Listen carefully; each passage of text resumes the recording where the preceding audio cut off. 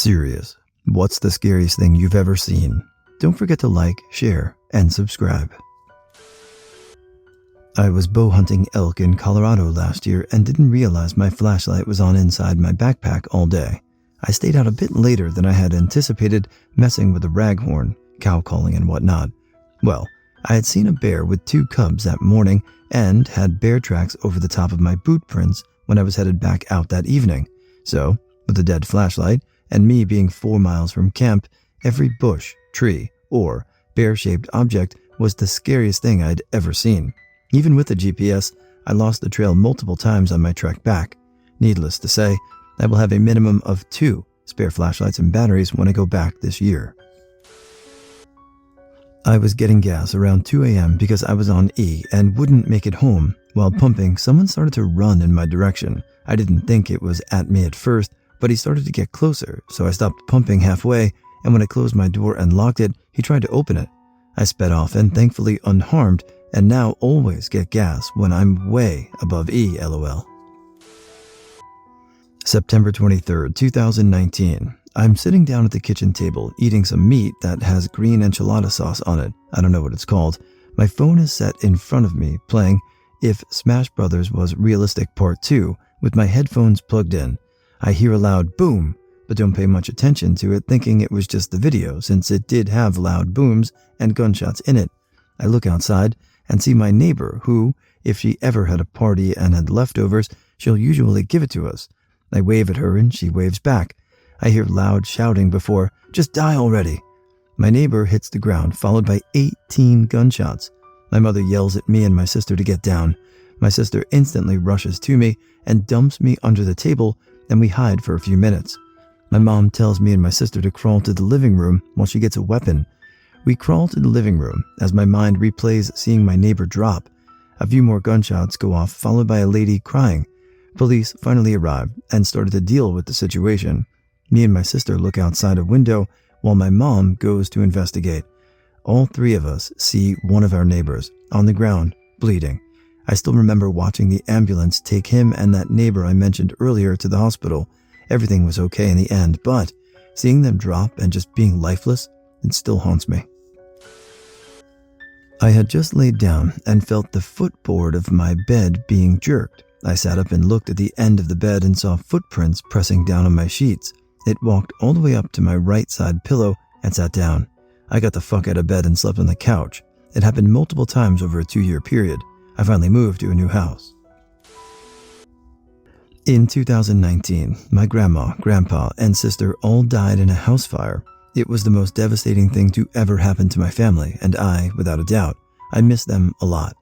A few months after it all happened, I was walking down the hall to go to the bathroom, and in the doorway of my mother's room, I saw a silhouette of my sister. She was just standing there. It looked like she was stretching or taking her shirt off or something. The second I saw her was the second she disappeared.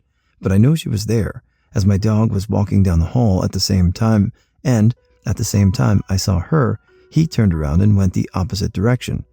A few weeks after that happened, something similar happened. My mom went over to the neighbor's house for coffee, so I was home alone. I was home alone often, so that didn't really bug me. I was just sitting on the couch, idly playing on my tablet.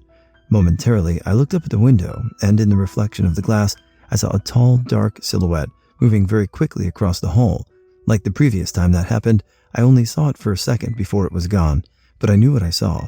I was so scared and unnerved. Let me remind you, I wasn't very old at the time. I won't give you my exact age, but I wasn't in any spot to be dealing with ghosts of my dead sister, let me tell you. It was all very terrifying, but I think the worst thing about the whole experience was this. The first time, I knew it was my sister. It was her height, her body, her hair. It was her. I could tell that it was her without any shadow of a doubt. But the second time it happened, it didn't look like my sister. It didn't look like anyone. It was just an unnaturally tall, ghost-like silhouette moving fast around my house and then disappearing without a trace. It didn't seem like someone I knew or someone I'd associate with. No one. Nothing. It feels good to get this out. I've dealt with it pretty well, but I'm honestly pretty happy I'm able to just share it with some strangers on the internet. If you've read this far, thanks for caring, and have a lovely day. You too. I was traveling, and I saw a young girl in a village near the border of Pakistan and Kashmir. She was frantically picking her hair. I was told she was completely fine until she was possessed a few months ago. As much as I wanted to rationalize it, the image of her picking at her naked scalp with her big, oblivious eyes twitching away still frightened me to my core more than 15 years later. My best friend in the ICU after a horrific accident. Broken bones, bloodied face, bloodied knuckles, everything was swollen. I mean everything. His entire body was 2 times normal size. The scariest part was the side of his head though, because he had to get a craniotomy. There were tubes draining the blood at the incision site, his head stapled together, dried blood under the staples, another tube that was to monitor his brain swelling. He was intubated, so a tube coming out of his mouth. Even though he was heavily sedated, his eyes were partially opened and they were not moving. Was in the hospital for personal reasons, surrounded by old people in pain. The screams at night, the lucid dreams. I wasn't in a very serious condition, but with every new person coming in the ward, you could feel the death following them. My roommate for a short time, I saw her progress from a normal 70-year-old lady giggling and sneaking in Pepsi to a senile bedridden person. She was Romanian, who hadn't been to Romania since she was 6, but the few days before I was discharged, I would hear her mumbling in Romanian, a language she claimed to not know anymore in her sleep, which the nurses told me was a sign of incoming death usually. Remembering your past all of a sudden truly made me change my life 360 degrees after that experience. When I was about the age of 12 or 13, there was a murder that happened in the mountain woods at the back of my grandparents' house. Whoever killed the guy smacked his face and then hanged his body into a tree. When the police came, a lot of people went there to see if they could recognize the victim. I got there with a friend of mine but didn't get close to the body because we were scared as hell. I can't think of anything scarier than that. Scariest thing in recent memory. Pilot here, departing a large airport in a large city. Single-engine propeller plane, climbing out at roughly 900 to 1,000 feet when a large personal drone passed by my wing by only a few feet, close enough to see the details and the blinking light in sunny Florida day conditions.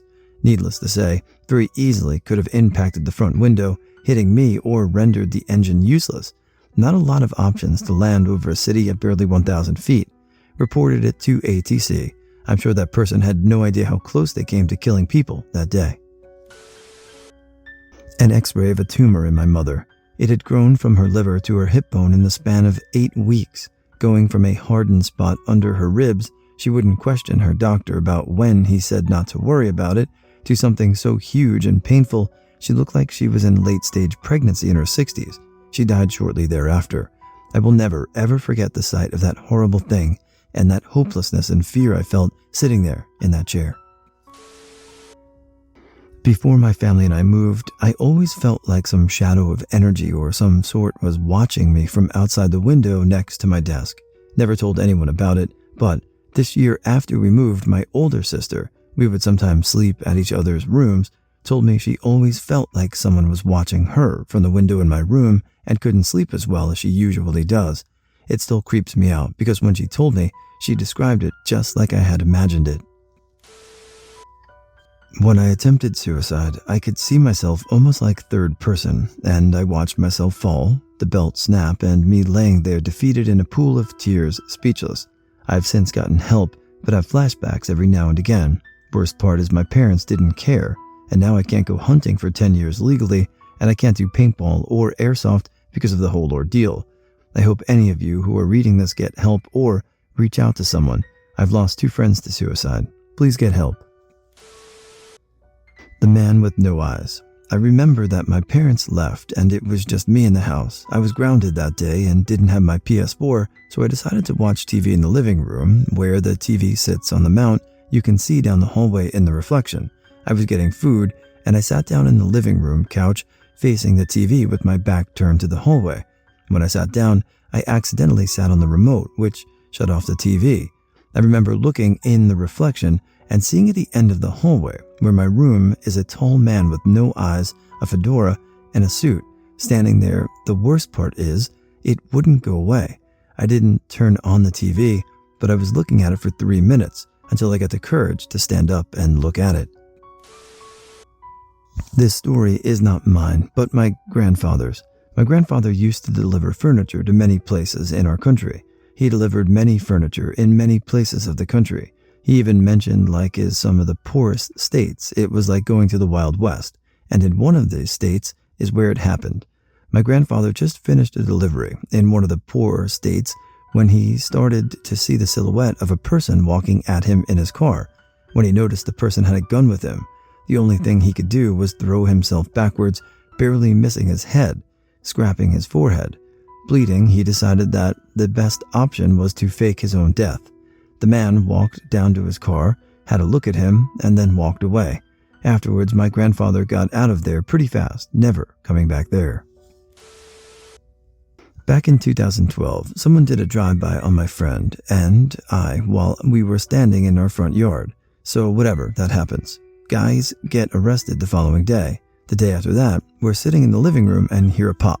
We look at each other, go back to watching the Olympics. Pop, pop. We jump up, thinking it's a friend of the first guy or something, we don't know. We run to the side of the house, and as we peek out the window, we see a guy on his back scurrying backwards along the side of the house, with another gentleman keeping pace with him, arm outstretched, firing a gun from no more than 3 feet away. After those initial 3 shots, there were another like 12 to 15 shots maybe, all from point-blank range. Once he's out of rounds, the shooter just turns around and bolts. By either some divine intervention or combination of the worst luck and aim of all time, the guy on the ground gets up, checks himself over for gunshot wounds, realizes he has none, not a single one, brushes the dirt off of himself, and walks in the other direction. We thought maybe the guy was firing blanks. Nope. We went outside and checked. There were bullet holes in the ground. Absolutely insane that man wasn't Swiss cheesed. Reply, bro, WTF. Why did someone do a drive-by on you and your friend? Do you live in Baltimore or something? Milwaukee, haha. We'd had a party at our house that night. I remember it was the Saturday before Mother's Day 2012, and this guy was there who was a friend of an acquaintance or something, and this guy was just going out of his way to be an asshole.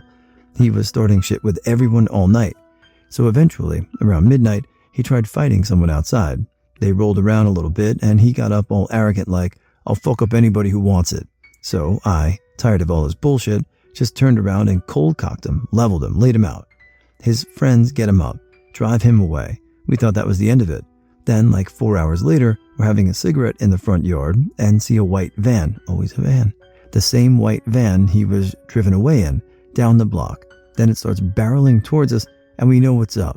So we take off down to the side of the house and just hear a barrage of pops. My dumbass, I was absolutely shit-faced and high and whatever else. As soon as the shots stop, I apparently think it's a good idea to chase the van down for some reason. So I sprint down the street after them, but they turned a corner and were gone. No idea what I would have done if I caught up with them, probably gotten shot in the face. Fun fact, one of his stray bullets went into the siding of our neighbor's house, ended up about a foot away from their 2-year-old's crib, bed, whatever, and despite this fuckface almost killing a baby and trying to kill us, he only got 18 months in prison. That was a different time in my life, and one I'm so glad is over. Haha.